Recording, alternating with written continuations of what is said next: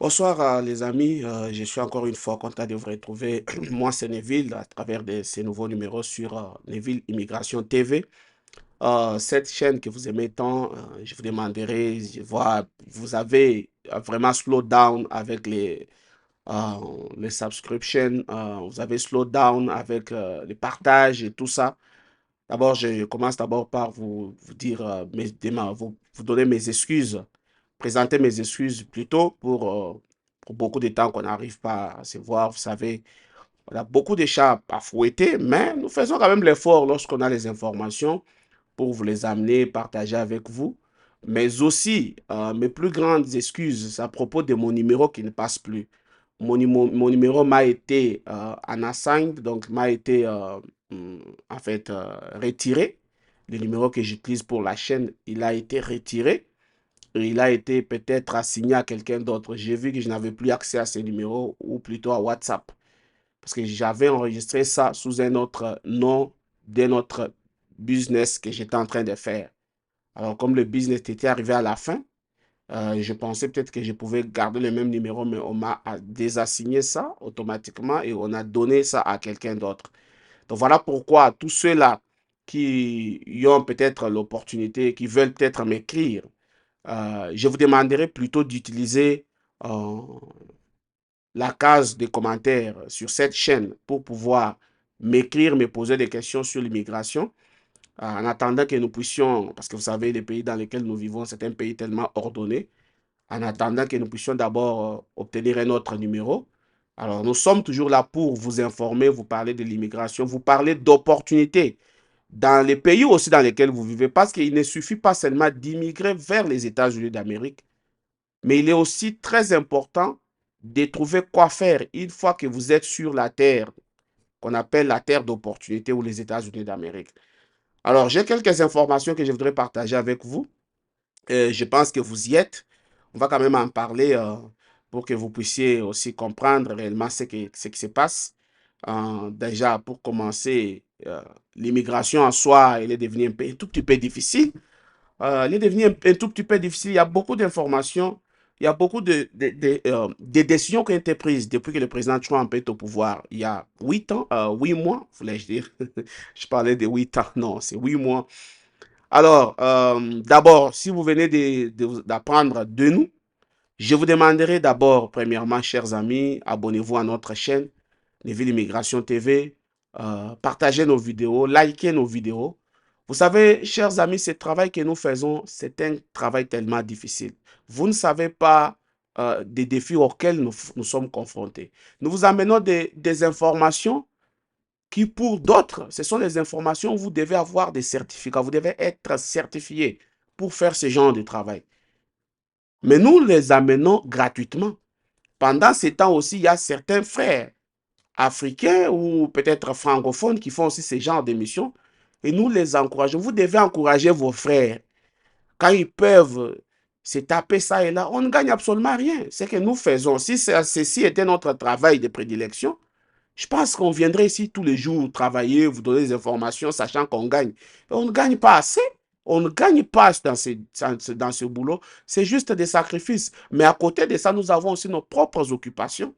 Nous essayons tant soit peu de vous donner toujours les informations. Alors, la seule manière que vous pouvez faire pour nous soutenir, pour nous donner un peu un coup de plus, pour pouvoir nous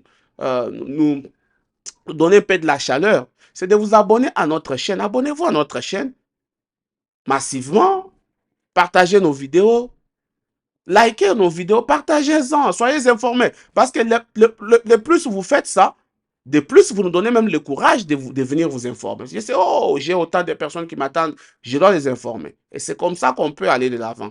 Donc, je vous demanderai, mes amis de Cameroun, je ne vous ai pas oublié. Mes amis de Togo, de Tchad, de partout, je ne vous ai pas oublié.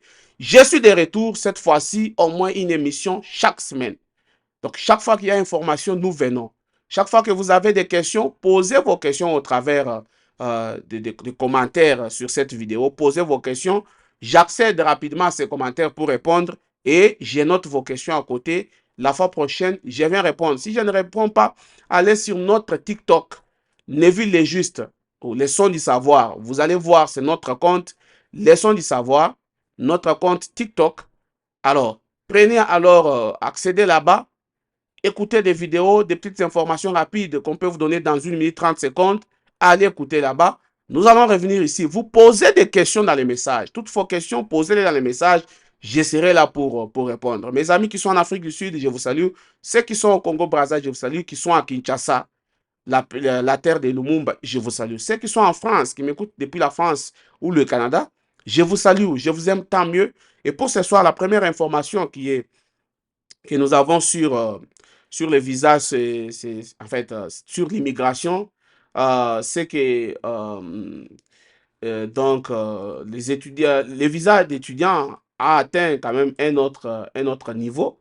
On appelle ça US Student Visa Time Limit Approach Final Approval. Donc, on est en train de tendre vers l'étape finale d'approbation des limites du visa d'étudiant aux États-Unis. Donc, vous le savez, avant, un visa d'étudiant peut être renouvelé à tout moment, pouvait être renouvelé jusqu'à maintenant, renouvelé à tout moment. Donc, vous avez peut-être un visa de 4 ans, vous étudiez à la fin duquel vous prenez encore un autre visa, vous ne voulez pas rentrer parce que vous ne pouvez pas demander l'asile ou vous ne vous êtes pas encore peut-être pas marié, mais vous continuez à demeurer sur les sols américains en renouvelant, en prenant des cours, en vous inscrivant à l'université ou au collège chaque année, prenant quelques cours dans le but d'extendre, dans le but d'élargir votre séjour aux États-Unis si vous êtes couvert du visa d'études. Donc voilà la première information que nous avons. Maintenant, le président Trump avait déjà commencé certaines manœuvres au moins pendant son premier mandat en 2020. Il voulait alors mettre fin à ces renouvellements des visas d'études.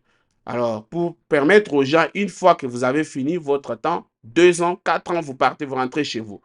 Alors, quand le président Biden est venu, il avait remis à zéro cette décision-là. Alors, vous savez, au premier mandat, le président Trump avait pris quelques décisions, mais on n'avait pas rendu ça plus public.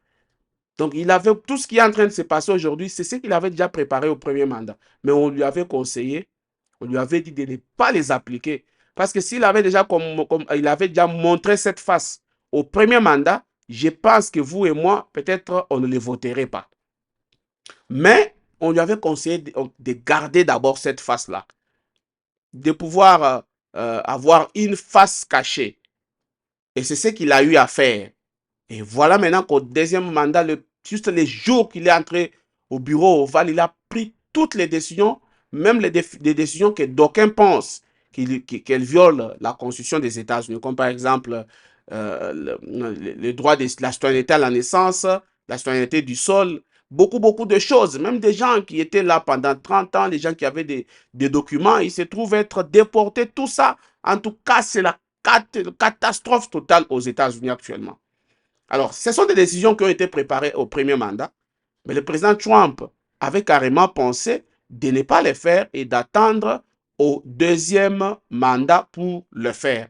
Donc, voilà un peu ce qui s'est passé. Alors, parmi ces grandes décisions, l'une est revenue sur la table, c'est sur les visas d'études, la limite du temps pour les visas d'études. Alors, c'est un dossier qui est sur sa table. Alors, qu'est-ce qui est dit? Qu'est-ce qui est dit? Il est dit la nouvelle plutôt loi qui a été submitted, qui a été donc mise sur la table des Homeland Security le 27 juin, propose qu'on puisse établir une période limitée pour les F1 students ou J1. Donc les J1 ou les F1, ce sont les visas d'études ou les visas d'échange sur la recherche, échange de visiteurs. Donc, alors, qui va potentiellement exiger aux étudiants de renouveler leur visa avant de compléter leurs études. Donc, c'est ce que ça demande. Alors, ça finalise. Alors, la nouvelle loi voudra remplacer la durée actuelle du système de statut. Donc, qui permet aux étudiants, ceux qui ont des visas d'études, de rester aux États-Unis aussi longtemps qu'ils poursuivent leurs études et qu'ils ont encore vraiment, qu'ils rencontrent les conditions exigées pour ces visas. Alors, après la révision de ces plans, et qui a déjà été complété par l'Office de Management and Budget, le 8 août, en fait, le 7 août, alors cette loi est en train maintenant d'être préparée pour une période à faire un commentaire public. Donc, ça, c'est un processus ici pour l'adoption d'une loi. Alors, on dit que en fait, les bureaux les bureaux de gestion et de budget remarquent qu'il a dit qu'en fait, en fait, ce dossier est déjà presque complété, mais avec beaucoup de changements.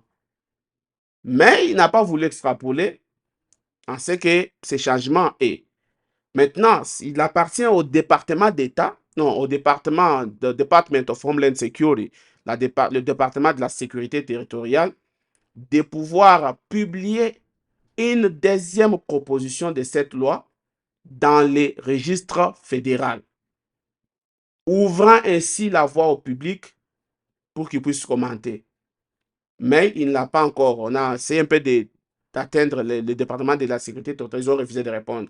Alors, cette nouvelle loi voudra, en fait, c'est déjà une proposition qui a été faite en 2020, mais qui a été retirée une fois que Biden est rentré au pouvoir. Mais maintenant, la même loi est revenue qui disait déjà ce qui a été proposé en 2020 disait que les visas d'étudiants seraient limités à une période fixe de 2 à 4 ans, dépendamment de ton pays d'origine. Les étudiants qui voudraient rester aux États-Unis un peu plus longtemps devront plutôt appliquer pour une extension. Alors, les étudiants montrent, non, les études montrent que la moyenne de temps pour compléter un diplôme académique ou peut-être avoir un voyage à la maison domestique internationale qui va plus de 4 ans, signifie que la majorité d'étudiants et probablement tous des étudiants doctorants aura à demander l'extension de son visa pour pouvoir rester dans les États-Unis parce que 4 ans, au-delà de 4 ans pour aller au master et tout ça, tu vas demander. Alors, voilà un peu ce qui a été proposé en 2020. Alors, qu'est-ce qu'ils disent maintenant? Ils disent que déjà en 2020, il y avait environ 300 000 extensions, d'applications d'extension pour que les gens puissent rester aux États-Unis qui seraient causées par la nouvelle loi. Donc, si là, en 2020, il y avait déjà 300 000. Bon, actuellement, on ne sait pas combien sera le nombre de gens qui seront juste impactés si cette loi entre en vigueur. Mais on dit déjà que cette loi est déjà à son étape finale pour un commentaire public avant qu'elle soit publiée par le département de la sûreté territoriale. Donc, c'est un peu... On dit d'ailleurs que le département d'État a signalé qu'il y a eu beaucoup de réductions d'étudiants internationaux actuellement, entre 30 à 40% de réduction. C'est-à-dire que par rapport au nombre qui venaient régulièrement, depuis que Trump est au pouvoir, maintenant, il y a presque 30 à 40% de réduction. Donc, c'est-à-dire que s'il y avait 100 personnes qui venaient aux États-Unis, actuellement, les F1 et les J1, les services, on dit qu'actuellement, c'est environ 60 sur 100. Alors, c'est là, ça a impacté même, ça a été impacté par le fait on a interdit à beaucoup de gens de voyager, quoi. Donc, on ne pouvait pas garder ça. Il fallait quand même que cela puisse être arrêté. Et aussi au changement des périodes d'immigrants. Il y a 26 pays qui ont perdu leur visa, qui ne peuvent plus voyager encore. Et le département d'État avait même suspendu aussi des visas pendant un temps, presque un mois. Et tout ça, c'est ce qui fait que les demandeurs de visa ou les gens qui ont obtenu tout ça sont maintenant à 40% de baisse. Je vous dis qu'il y a beaucoup de choses qui ont changé. Personnellement, je crois que ça va impacter même l'économie. Parce que si vous allez sur Internet, vous tapez, on va vous dire environ combien d'argent les étudiants internationaux font entrer dans l'économie de ces pays. Mais vous savez, avec la nouvelle loi, je ne sais pas ce qu'on cherche, mais nous constatons tous que c'est ce qui est en train d'arriver. Donc, c'était ça la première information. La deuxième information, c'est pour ceux-là qui veulent avoir le visa, qui veulent avoir, prendre la nationalité américaine. Ceux-là qui veulent prendre la nationalité américaine, j'ai aussi une information pour vous. Euh, il y a ce qu'on appelle actuellement changement. C'est quand même un changement, mais un changement de trop. D'ailleurs, on sait déjà que pour prendre la nationalité américaine, il fallait normalement avoir, être quelqu'un d'une bonne morale, quelqu'un qui présentait euh, bonne vie et mœurs, tout ça. Il y avait toujours des conditions parce que rien ne se donne sans des conditions. Mais actuellement, il y a eu quand même l'extrapolation qui fait que les choses deviennent de plus en plus difficiles.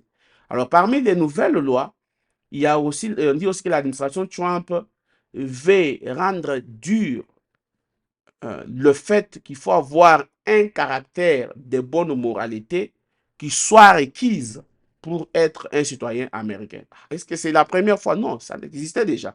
Mais pourquoi ceci revient encore? Là, j'aimerais quand même lire cet article, c'est CBS News, qui dit que l'administration Trump signale qu'il y aura un accent très grave qui sera mis sur les gens qui appliquent. Donc, c'est-à-dire que les gens qui sont des immigrants légaux, parce que pour déjà demander la nationalité, il faut d'abord être un immigrant légal. Ces gens-là, ils vont voir leur cas être alourdi pour pouvoir demander la nationalité américaine.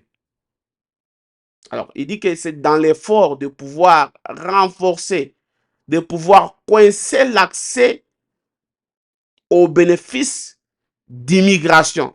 Vous comprenez là où on arrive? Donc, il faut coincer les gens parce qu'on sait que quand tu es dans la santé américaine, tu as encore d'autres bénéfices d'immigration. Il faudra alors coincer. Je crois que dans ça là, ils vont mettre des choses comme par exemple des food stamps. Quand tu as les food stamps, quand tu as les Medicare, quand tu as tout ça, tu n'as pas accès à la nationalité américaine.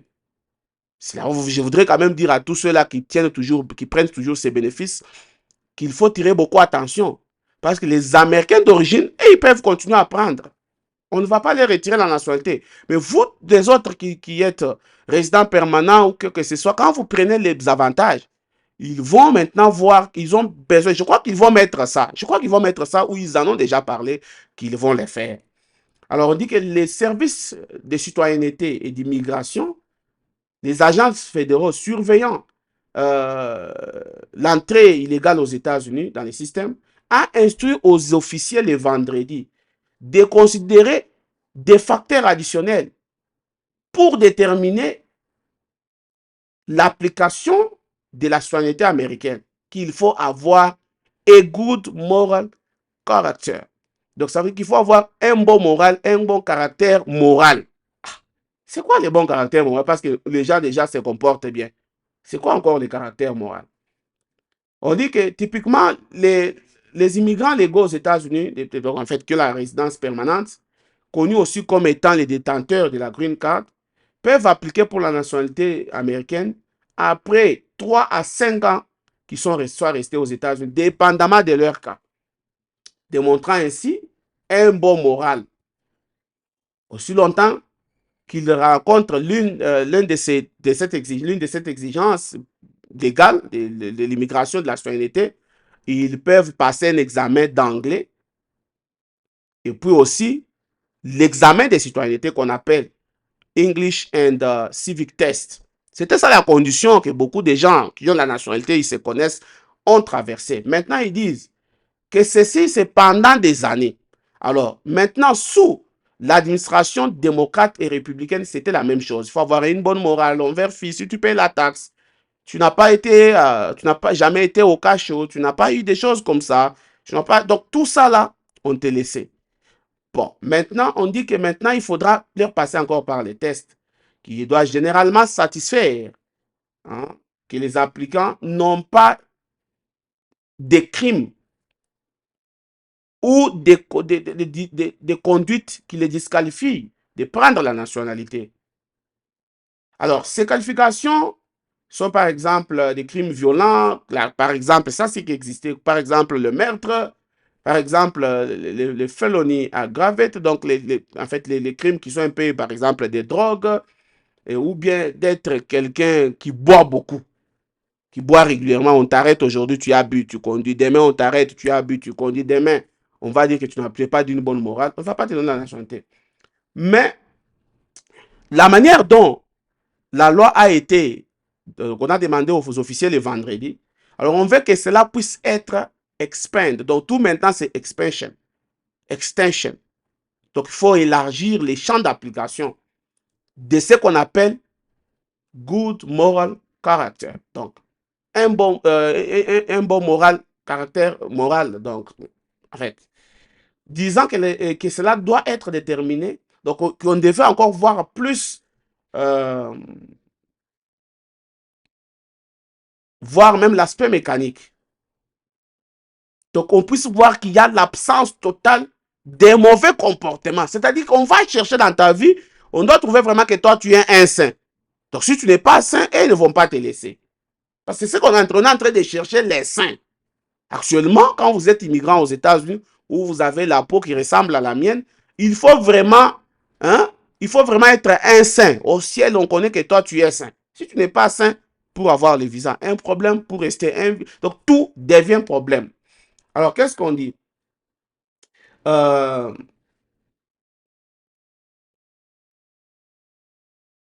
donc, on doit vérifier. On va même vérifier si tu adhères aux normes sociétales.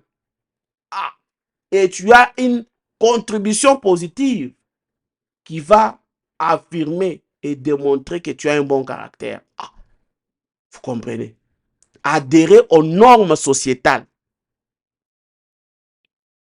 Donc, bon, par exemple, tu fais des choses dans les quartiers, on trouve que non, les Blancs trouvent que non, tu fais beaucoup de bruit, de la musique, tu fais des choses, tout ça là, ça entre. C'est ce qu'on est en train de voir. C'est parce qu'il y avait déjà toutes ces conditions qui demandaient qu'on puisse être quelqu'un de bien, qu'on n'ait pas fait de meurtre et tout. Mais maintenant, donc, ça dit que c'est quelque chose. Vous allez voir que dans tout ce qu'on est en train de faire, on est en train de cibler un groupe de gens.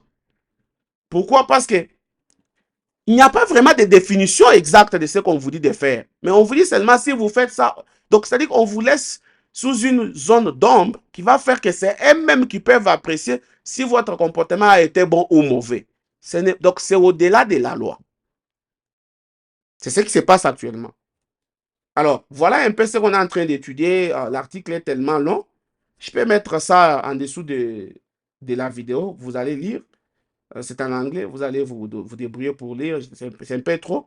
D'ailleurs, déjà parlant de ça, j'aimerais d'abord vous ajouter ici qu'il y a une Colombienne, une TikTokeuse colombienne qui s'était vue déportée des États-Unis récemment. Pourquoi on l'a déportée? Elle était en train de faire une vidéo TikTok. Et les agents de ICE l'ont vue. On l'a pris, on l'a prise, on l'a mis au cachot. On devrait la déporter. Alors qu'elle était, elle était d'ailleurs légale.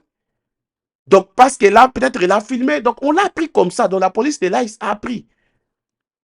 Vous allez voir dans cette vidéo, on l'a pris. Elle était en train de faire un live là où il y avait les ICE. C'est comme ça qu'un jour, vous irez pour demander la nationalité. On vous dit que non.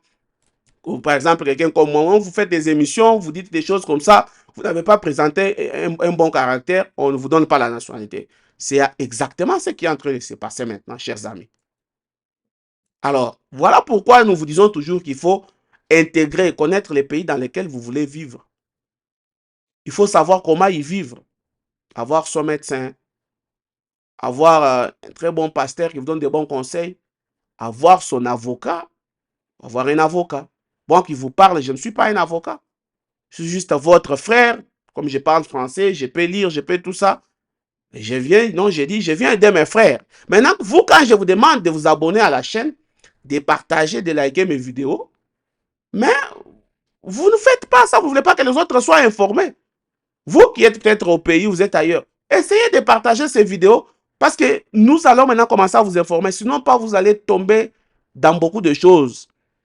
On va soit vous déporter, on va soit, peut-être même pas, il y a beaucoup de choses qui se passent. Vous devez être informés. Nous faisons ce travail-là pour vous.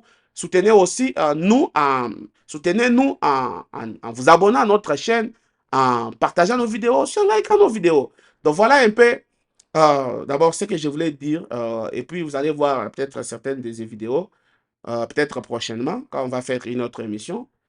Les conditions dans lesquelles je suis en train de faire l'émission maintenant ne permettent pas que l'on puisse vraiment le faire. Alors, une autre information, c'était à propos de...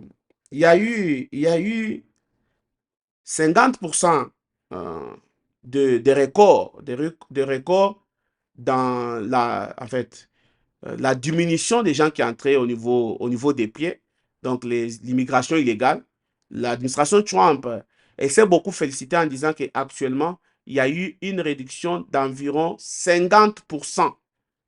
Donc, dans 8 mois, Trump était en mesure, ou 7 mois, Trump était en mesure de pouvoir réduire l'immigration en 50%. Et là, on dit que ça n'inclut pas ceux qui sont encore détenus. Ouais. On dit que ceux qui sont, non, là, c'est juste la réduction. On n'inclut pas ceux qui sont encore détenus. On dit qu'il y a 60 000 immigrants qui sont là officiellement en long terme de détention. Donc, ils sont détenus il y a longtemps. Selon les dernières informations du gouvernement, c'est un saut historique de 39 000. Donc, il y avait 39 000, ou soit c'est 39 000 qui sont derrière la barre, qui étaient derrière la barre à la fin de l'administration Biden. Actuellement, il y a eu, par exemple, ce qu'on appelait les catch. Il y a une politique qu'on appelle, c'est des catch and release. J'ai un peu oublié les termes. Il y a, par exemple, la prison d'Alcatraz, Alligator Alcatraz, qui est là au niveau de Florida. Il y a les crackdowns. Il y a beaucoup de choses. Immigration crackdown. Et tout ça, là, c'est ce qui fait qu'il y ait une diminution d'au moins 50% des gens qui entraient illégalement sur le territoire américain. On dit qu'il y a maintenant 60 000 qui sont maintenant en détention, qui dépassent la barre depuis la détention de 2019 où ils étaient à 57 000 quelques. Non, non, ça c'est, on dit que ça c'était au mois de juin. Donc,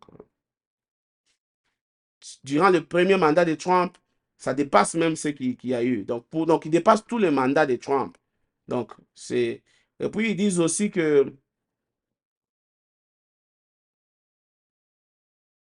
il y a beaucoup de gens qui sont en détention, qui sont déjà là pendant longtemps. D'ailleurs, on a des informations que ceux qui sont en détention, beaucoup même ont lâché prise. Beaucoup ont commencé à demander ce qu'on appelle self-deportation. Donc, tu t'es fait déporter toi-même, tu vas demander, on te donne les billets, tu rentres. Mais ceux qui sont là disent que même les conditions ne sont plus bonnes. La nourriture, tout ça là, bon, les gens souffrent tellement. Les gens souffrent. Il y a même ceux-là qui ont préféré retourner au pays en Afrique. Hein. Il y a ceux-là qui ont préféré retourner au pays en Afrique. Parce que déjà, vous savez, chers amis, pour quitter l'Afrique, arriver jusqu'en détention, ce n'est pas moins de 10 000 dollars. Mais moi, je vous donne seulement un conseil. Si seulement on peut rester chez nous en Afrique avec 10 000 dollars, tu fais par exemple les travaux des champs, des poulaillers, des choses là en Afrique, là au Cameroun, au Tchad, partout là. Au bout d'un certain moment, je pense que tu peux commencer à faire beaucoup d'argent que tu ferais si tu étais venu aux États-Unis. Maintenant, regarde que tu as dépensé 10 000, 20 000 dollars, tu es arrivé en détention, on te retourne au pays. Parfois, chers amis, surtout ceux qui vivent ici aux États-Unis, nous avons l'impression de dire à nos frères qui sont restés en Afrique qu'en venant aux États-Unis, ils seront au ciel. Non. Parfois, nous devons leur montrer qu'ils doivent créer des initiatives sur place qui feront à ce que nous pouvons transformer l'Afrique, parce que j'aime beaucoup l'Afrique, plus qu'ici. Même nous qui sommes en Amérique, au Canada, ailleurs, je vous dis que, chers amis, en Afrique, là, il y a de bonnes opportunités. Il faut juste se donner. Parfois, les rêves qu'on vous fait vendre, que non, quand vous allez venir aux États-Unis, vous serez comme ça, c'est du mensonge. On vous parle des montants de 2 000, 3 000, 5 000, 10 000. Tout cet argent là, c'est rien. Vous allez faire des dépenses terribles. Maintenant, imaginez quelqu'un qui a fait 10 000, 20 000 pour quitter l'Afrique, arriver aux États-Unis. Il est en détention pendant longtemps, dépensé avec les avocats, tout. Et puis, en fin de compte, on les retourne en Afrique. Ça fait très mal. Donc, c'est voilà un peu les informations que J'ai d'abord, mais il y a quelques informations aussi qui sont restées. Je crois que je vais donner ça prochainement.